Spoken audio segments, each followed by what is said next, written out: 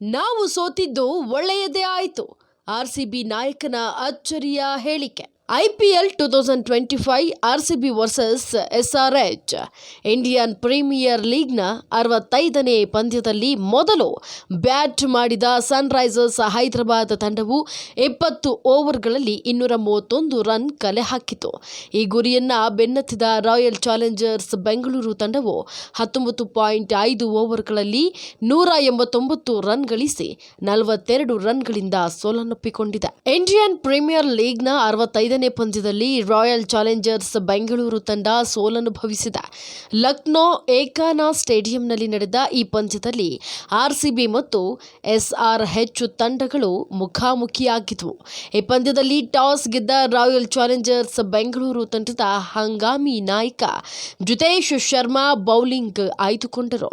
ಇನ್ನು ಅದರಂತೆ ಮೊದಲು ಬ್ಯಾಟ್ ಮಾಡಿದ ಸನ್ರೈಸರ್ಸ್ ಹೈದರಾಬಾದ್ ಪರ ಇದೀಗ ಇಶಾನ್ ಕಿಶನ್ ಅಜೇಯ 94 ರನ್ ಬಾರಿಸಿದ್ರು. ಈ ಅರ್ಧ ಶತಕದ ನೆರವಿನೊಂದಿಗೆ SRH ತಂಡವು 20 ಓವರ್ಗಳಲ್ಲಿ 231 ರನ್ ಕಲೆ ಹಾಕಿತು. 232 ರನ್ಗಳ ಕಠಿಣ ಗುರಿ ಬೆನ್ನತ್ತಿದ ಆರ್ಸಿಬಿ ಪರ ವಿರಾಟ್ ಕೊಹ್ಲಿ 43 ರನ್ ಬಾರಿಸಿದ್ದಾರೆ.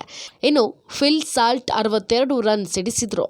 ಹಾಗೆ ಮಧ್ಯಮ ಕ್ರಮಾಂಕದ ಬ್ಯಾಟರ್ಗಳಿಂದ ನಿರೀಕ್ಷಿತ ಪ್ರದರ್ಶನ ಮೂಡಿಬಂದಿಲ್ಲ. ಪರಿಣಾಮ 19.5 ಓವರ್ಗಳಲ್ಲಿ 189 ರನ್ ಗಳಿಸಿ ಆರ್ಸಿಬಿ ತಂಡವು ಸರ್ವಪತನ ಕಂಡಿದೆ. ಈ ಮೂಲಕ ರಾಯಲ್ ಚಾಲೆಂಜರ್ಸ್ ಬೆಂಗಳೂರು ತಂಡವು 42 ರನ್ಗಳಿಂದ ಸೋಲನ್ನಪ್ಪಿಕೊಂಡಿತು. ಈ ಸೋಲಿನ ಬಳಿಕ ಮಾತನಾಡಿದ ಆರ್ಸಿಬಿ ತಂಡದ ನಾಯಕ ಜುತೇಶ್ ಶರ್ಮಾ, ಈ ಪಂದ್ಯದಲ್ಲಿ ನಾವು 20ರಿಂದ 30 ಹೆಚ್ಚುವರಿ ರನ್ಗಳನ್ನು ನೀಡಿದ್ದು ನಮ್ಮ ಪಾಲಿಗೆ ದುಬಾರಿಯಾಯಿತು.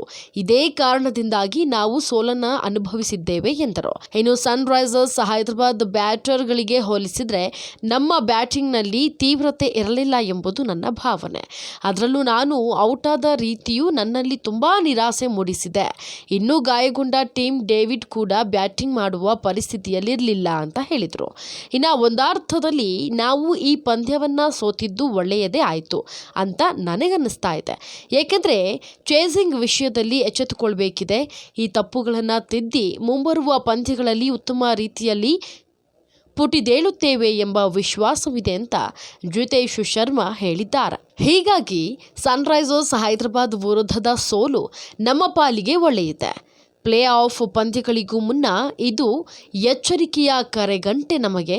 ಜೊತೆಗೆ ಈಗ ಅನುಭವಿಸಿರುವ ಹಿನ್ನಡೆಯನ್ನು ಸರಿಪಡಿಸಿ ಮುಂದಿನ ಪಂದ್ಯಗಳಿಗಾಗಿ ಸಜ್ಜಾಗಬೇಕಿದೆ. ಈ ಮೂಲಕ ನಾವು ಮುಂದಿನ ಮ್ಯಾಚ್ನಲ್ಲಿ ಗೆಲ್ಲುವ ವಿಶ್ವಾಸವಿದೆ ಅಂತ ಆರ್ಸಿಬಿ ತಂಡದ ಹಂಗಾಮಿ ನಾಯಕ ಜುತೇಶ್ ಶರ್ಮಾ ಹೇಳಿದ್ದಾರೆ. ಹೆಚ್ಚಿನ ವಿಡಿಯೋಗಳಿಗೆ ಪ್ರತಿಧ್ವನಿ ಯೂಟ್ಯೂಬ್ ಚಾನೆಲ್ ಸಬ್ಸ್ಕ್ರೈಬ್ ಮಾಡಿ, ಬೆಲ್ ಐಕಾನ್ ಕ್ಲಿಕ್ ಮಾಡಿ.